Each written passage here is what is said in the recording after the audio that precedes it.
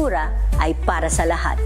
Huwag kaliligtaan, tuwing linggo, alas 3:30 ng hapon, dito lamang sa DZRH Radio, DZRH TV, at via online streaming.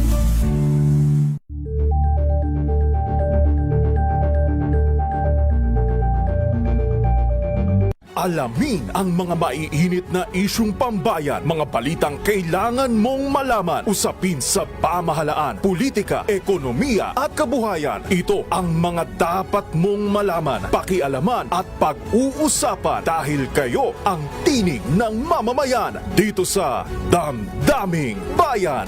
Live sa DZRH Radio, DZRH TV at DZRH Digital. Kasama sina Lakay, Deo Macalma at Elaine Apit. Araw-araw, Lunes hanggang Biyernes. Damdaming Bayan.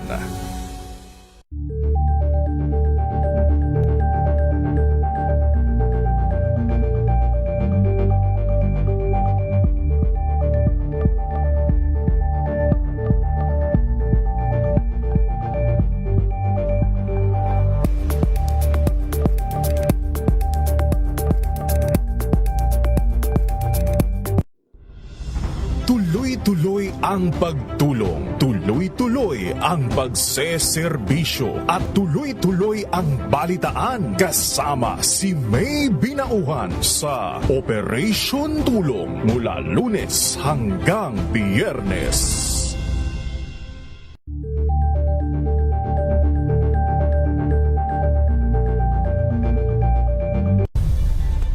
Nagsimula sa pangarap hanggang sa maabot ang tagumpay. Iba't ibang kwento, iba't ibang mukha ng atletang Pilipino. Mas pinatindi, mas pinalakas, at mas pinaaksyon sa Match Point tuwing Sabado, 12:30 ng tanghali sa DZRH TV.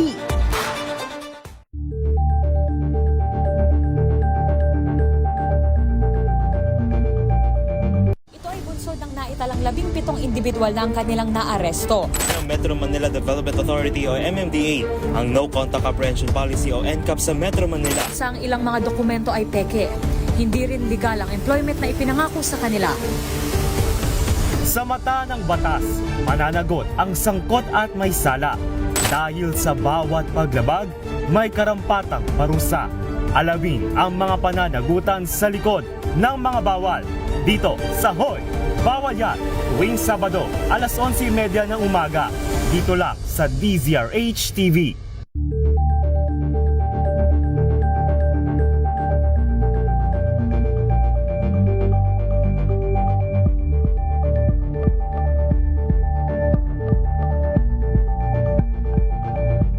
Curious ka ba sa mga kalunas? Dahil sa inyong pagtitiwala, ang Lunas ay may extension na. Lunas Extension.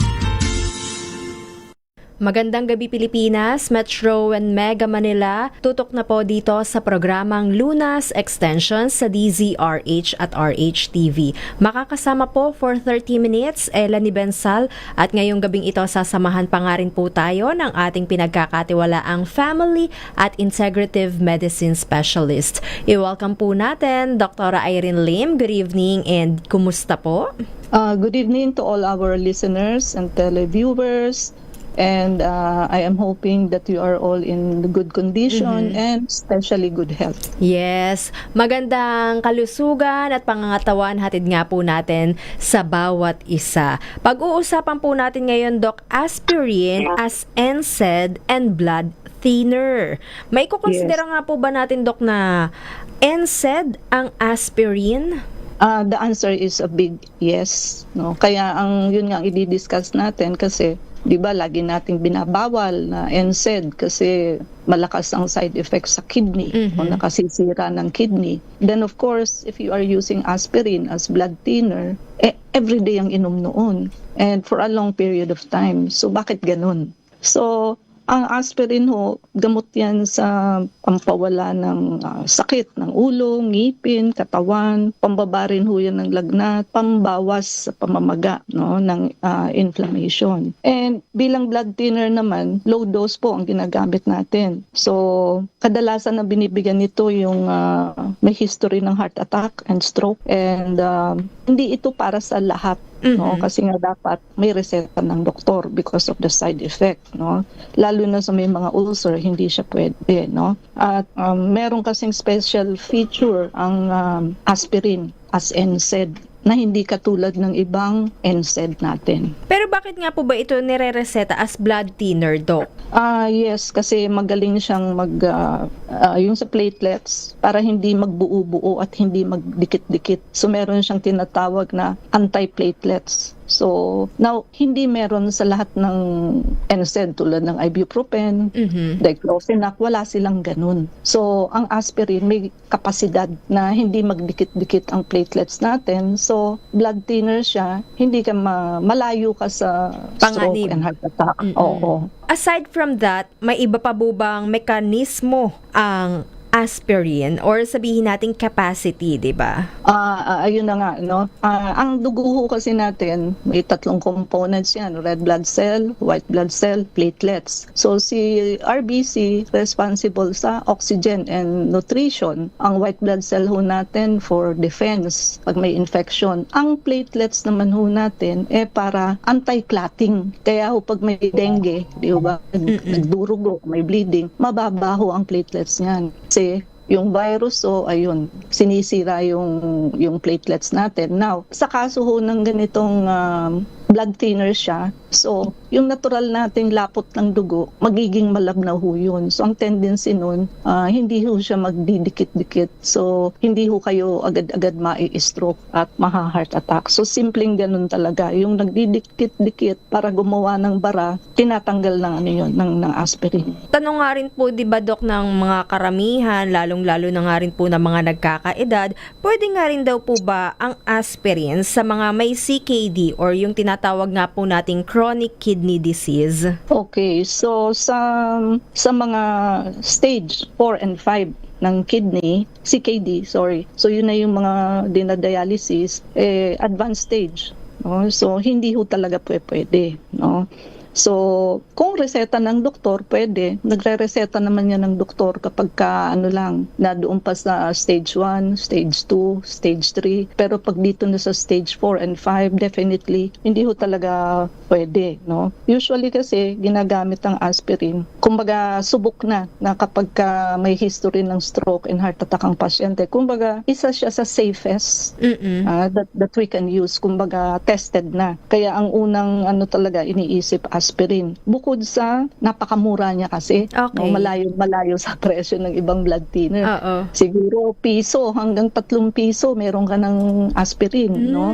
Ganun ka affordable siya, Dok. Oo. Yes. And siyempre, yung mga iba nating blood thinner, 30 plus, 40 plus, so ilang aspirin na ang mabibili mo noon, no? Siyempre, lalo na sa mga indigent. Kaya lang, kailangan lamang malaman kung sino ang pwede sa aspirin at yung hindi pwede sa aspirin. So, CKD ang isa sa hindi pwede. Okay. Pag-usapan nga po natin, Doc, aside sa aspirin, meron nga po bang option ang pasyente, at ano nga rin po ba yung basis natin sa pag-take ng aspirin at ng iba pang gamot? Yan po ang ating aalamin dito pa rin po sa programang Lunas Extension. Samantala, Doc, meron nga pa rin po ba tayong promo ngayong patapos na ang February? Yes, still open po yung ating buy 2 plus 1. So, malilibre nyo ho dyan ang ating vector scan. Parang ang binili nyo lang ho yung ating detox at blood cleansing. Yung ating home drip, napakabisa ho niyang pampalakas at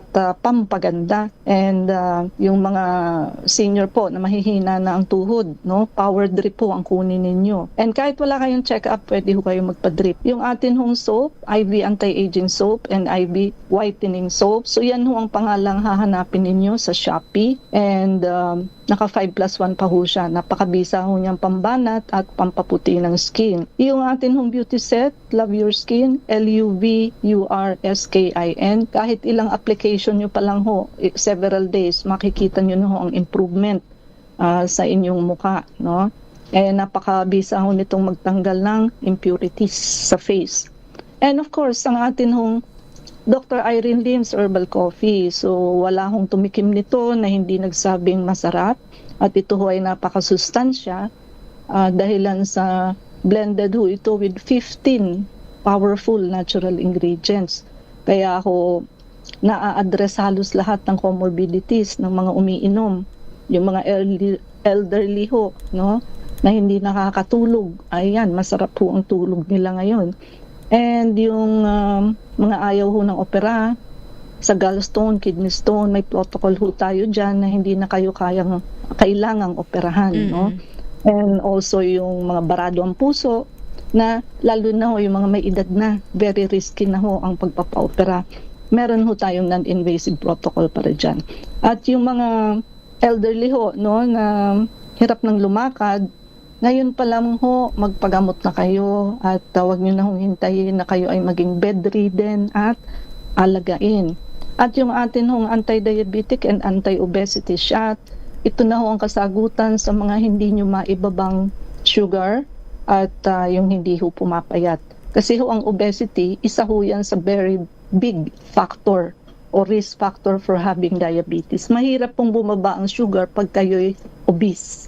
And of course, PRP, platelet-rich plasma, so para ho itong stem cell, but hindi ho siya stem cell. Walang allergy, walang chemicals. This is for cell repair, cell regeneration, and tissue healing. Ginagamit ho natin ito sa mga cases tulad ng CKD, liver cirrhosis, diabetes, osteoarthritis, stroke. No, nakakaliit ho yan ng stroke area sa brain. Therefore, nag-i-improve ho yung paglakad ng pasyente. No? And of course, our book 1 and book 2, Unveiling the Truth of Diabetes, malalaman nyo ho kung ba't hindi kayo gumagaling kahit umiinom naman kayo ng gamot sa sugar. And book 2, Food 101. So, ayan ho, yan ang magiging Biblia ninyo when it comes to food and pagkain. And for our social media, type nyo lang ho ang Doc Irene Lim, both sa YouTube, Facebook, Reels, and TikTok. Pati na ho yung ating FB page. Paki-like, share, subscribe, and follow na rin po. Ano ba talaga, Doc? And tayo ho ay nasa Unit 1101, Clinica Medica 101, Centuria Medical Makati, 8546-9412,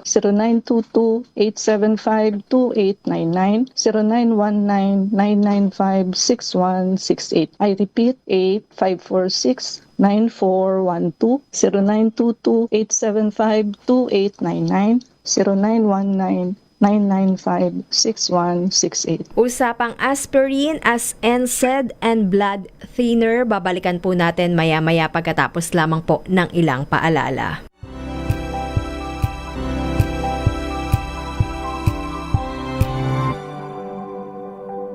Hello, Washi! Laundry day na naman! Yay! Anong meron? Mancha ng chocolate, putik, may libag pa! Kaya natin yan! With Pride Washing Machine Detergent, may triple stain-away formula. Tanggal ang makapit, madikit, at madupit na dumit mancha. Kaya easy-easy ang labada. Mula noon hanggang ngayon! All you need is pride! All you need is pride! ACS.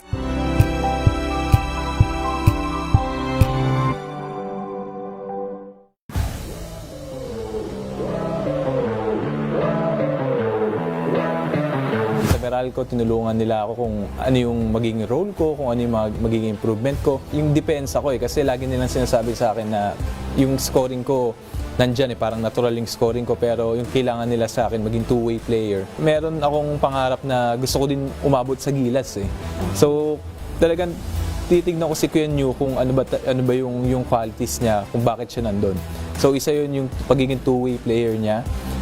Yun, kaya sabi ko, kailangan ko magkadepensa kung gusto kong mapunta ng Gilas. Hi, I'm CJ Cancino, professional basketball player para sa Meralco Bolts. Abangan ang aking exclusive interview dito lang sa DZRH TV Matchpoint. Mabuhay ang atletang Pilipino.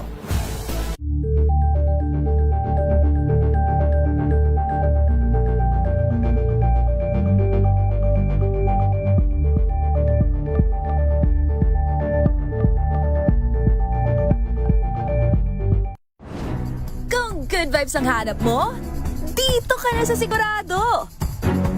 Mula sa mga istoryang nagbibigay ng inspirasyon hanggang sa mga kwentong may dalang solusyon.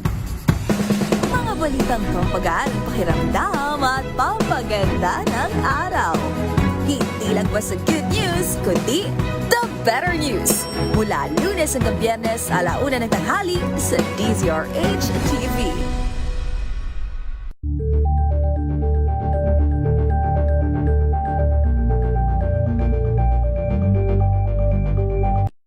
Mga dagdag na kaalaman at usapang pangkalusugan.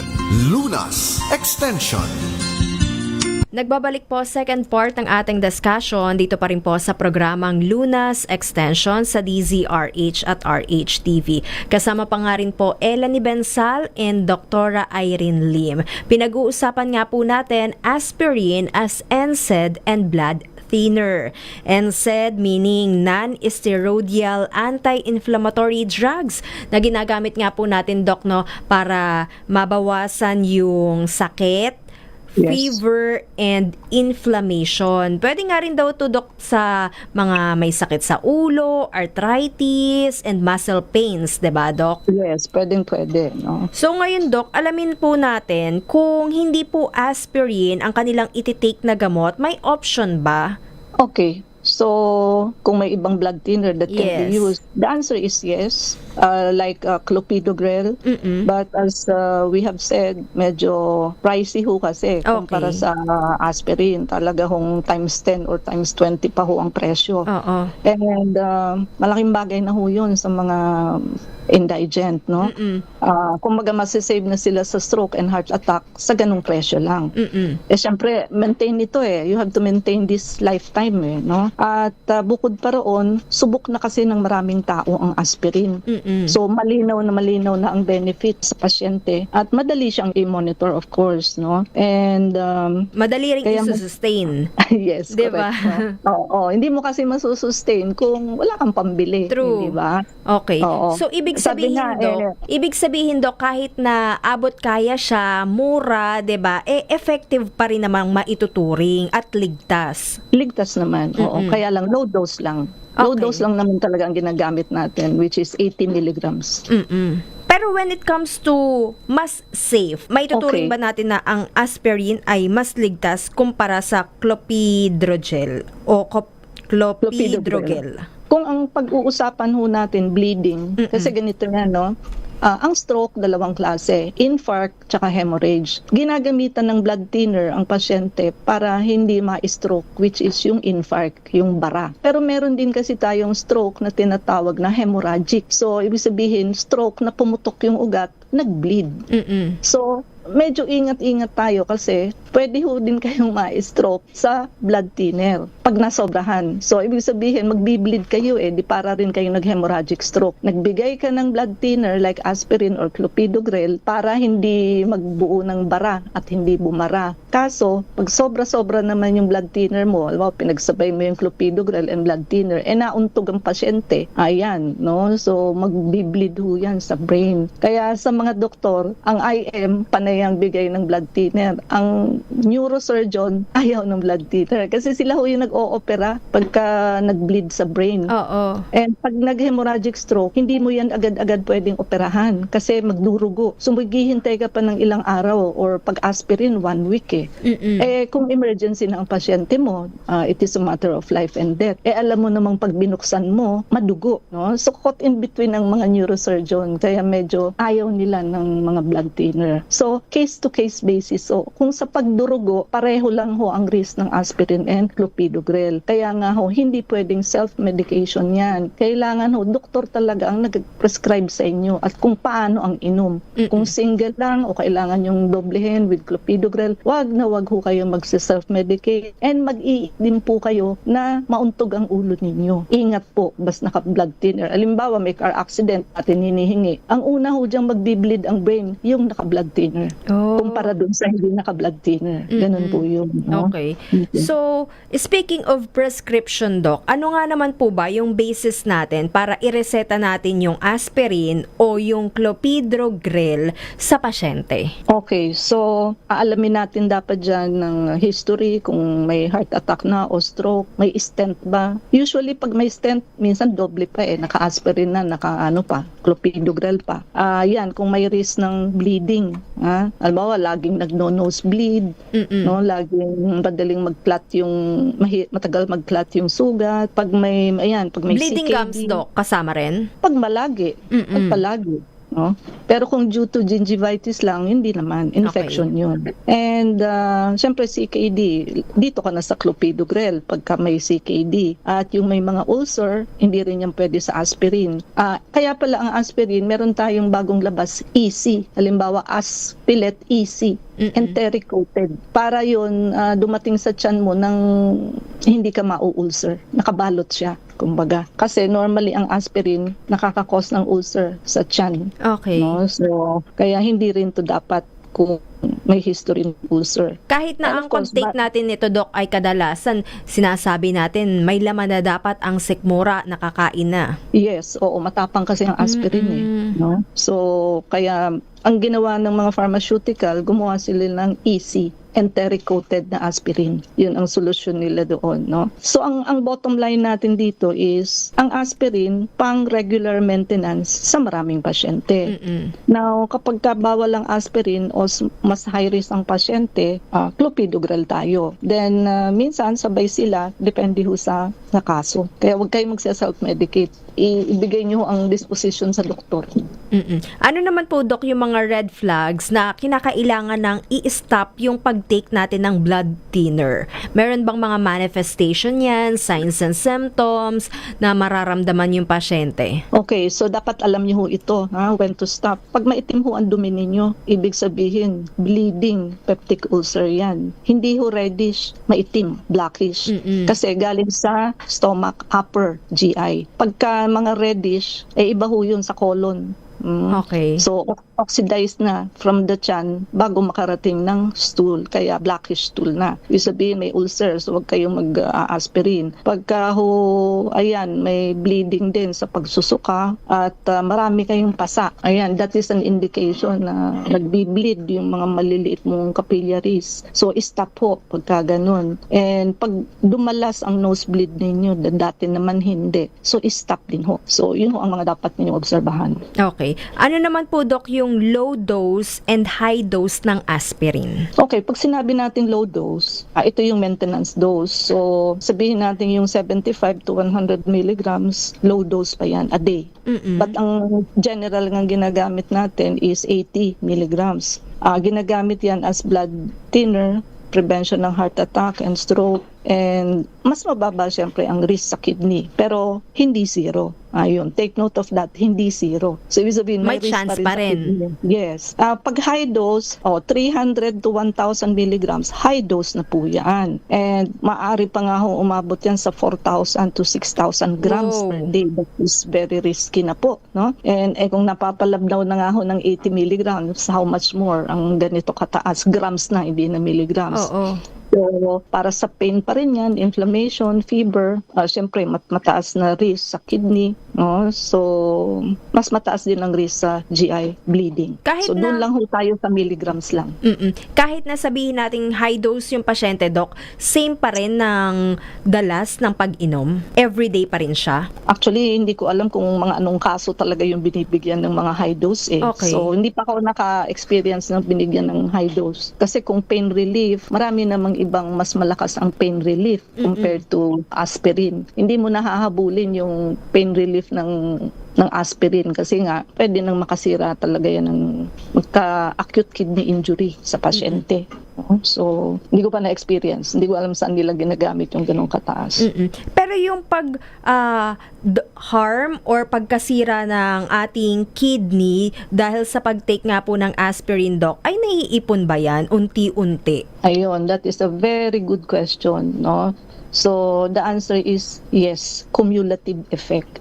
So, ang conclusion nga natin dito is bawas sa kidney function ng unti-unti over time. So, sa may CKD, mas sensitive ang bato. So, kahit low dose aspirin, kung matagal iinumin, kasi nga maintenance Yes. pwede pa rin magdulot ng creatinine rise, pagtaas ng creatinine, worsening the kidney function.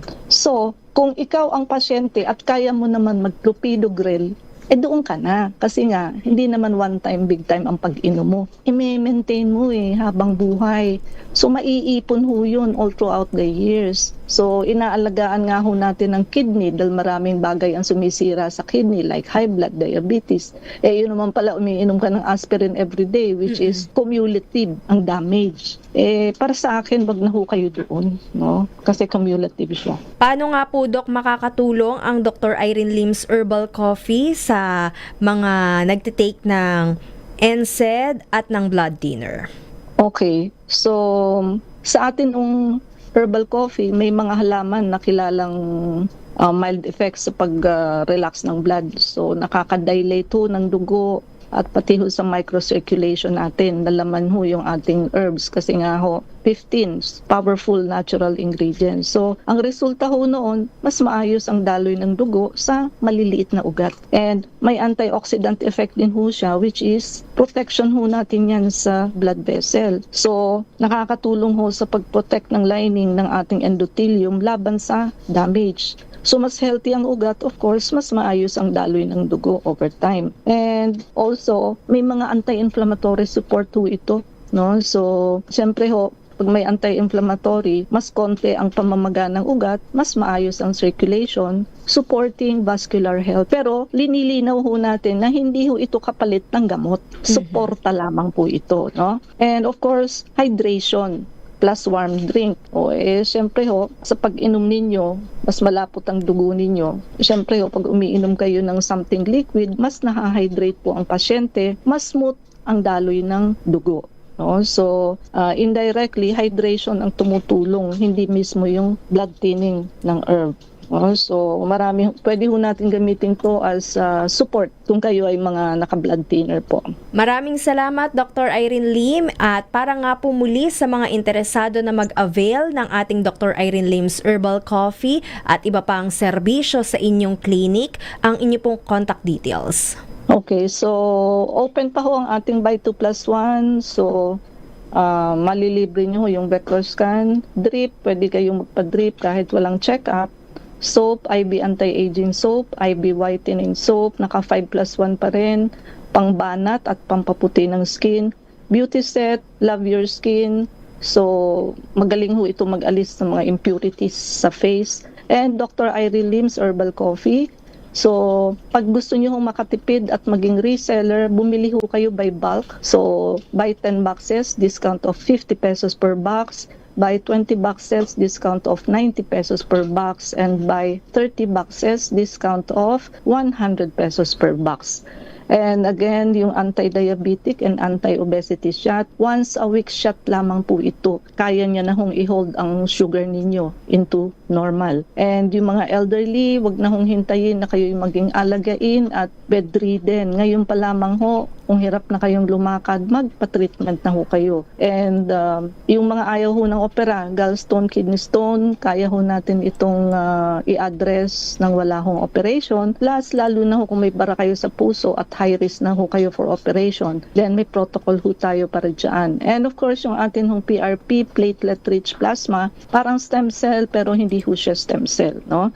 So, cell repair, cell regeneration, and tissue healing. And yung ating book 1 and book 2, Unveiling the Truth of Diabetes, malalaman nyo ho ang truth behind diabetes, and also yung ating Food 101, yan po ang magiging Biblia ninyo when it comes to food and pagkain po. For our social media, type nyo lang po ang Doc Irene Lim, both sa YouTube, Facebook, Reels, and TikTok, pati na ho ang ating FB page, Ano Ba Talaga Doc?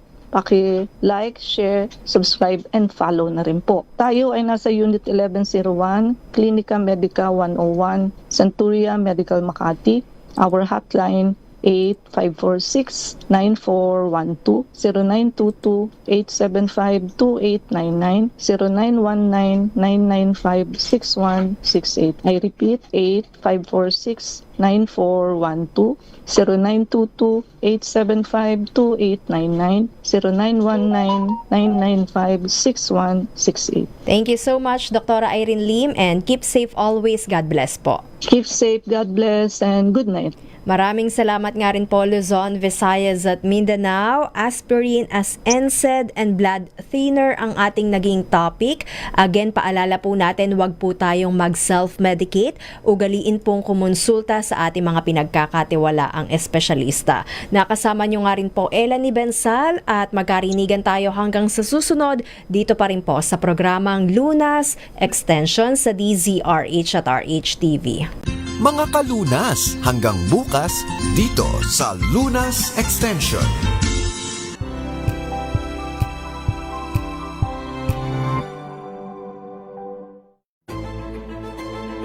Pakikinggan ang bawat panig.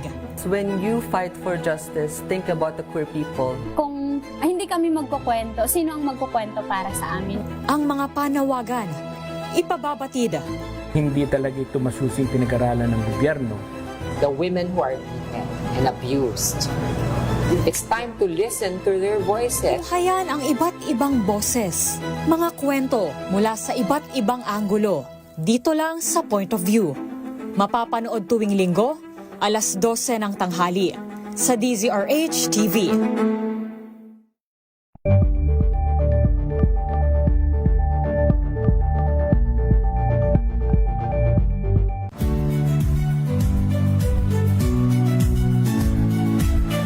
Magandang araw mga kaibigan.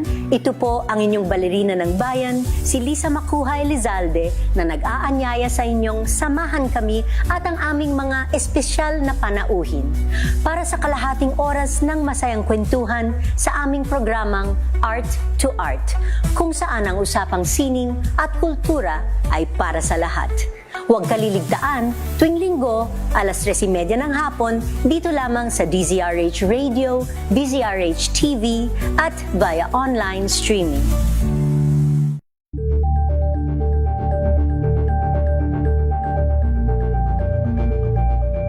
Alamin ang mga maiinit na isyung pambayan, mga balitang kailangan mong malaman, usapin sa pamahalaan, politika, ekonomiya at kabuhayan. Ito ang mga dapat mong malaman, pakialaman at pag-uusapan dahil kayo ang tinig ng mamamayan dito sa Damdaming Bayan.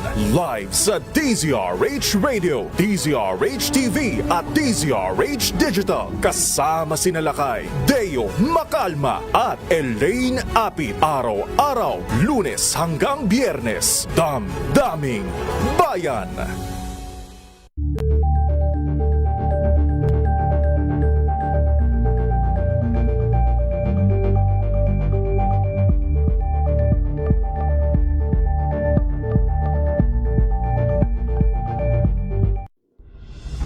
Tuloy-tuloy ang pagtulong, tuloy-tuloy ang pagseserbisyo at tuloy-tuloy ang balitaan kasama si May Binauhan sa Operation Tulong mula Lunes hanggang Biyernes.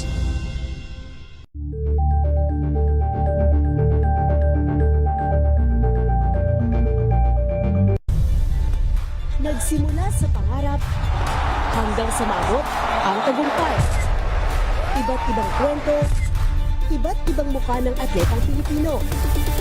Mas pinatindi, mas pinalakas, at mas pinaaksyon sa Match Point tuwing Sabado, 12:30 ng tanghali sa DZRH TV.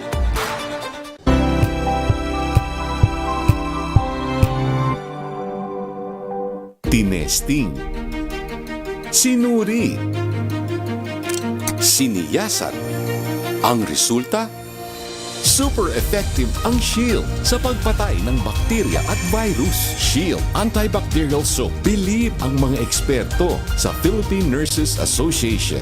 At si Mami. Tiwala ako sa Shield. Shield Antibacterial Soap. Napatunayang mabilis